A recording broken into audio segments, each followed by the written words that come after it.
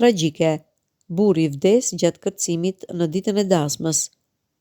Një histori tronditse është treguar në një nga emisionet televizive.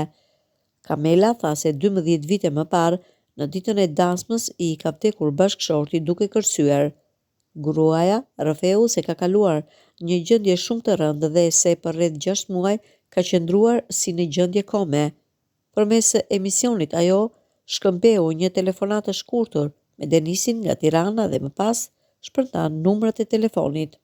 Jam Kamela nga Tirana, 39 vjeçe. Mora për një njohje. Në vitin 2005 jam martuar dhe ditën e dasmës më ka vdekur ish bashkëshorti duke kërcyer Napolonin i ra infarkt. E kam patur të vështirë të lidhem se e kam dashur, e kam marrë me dashuri, kam qëndruar 6 muaj si një gjendje kome, tha 39 vjeçarja.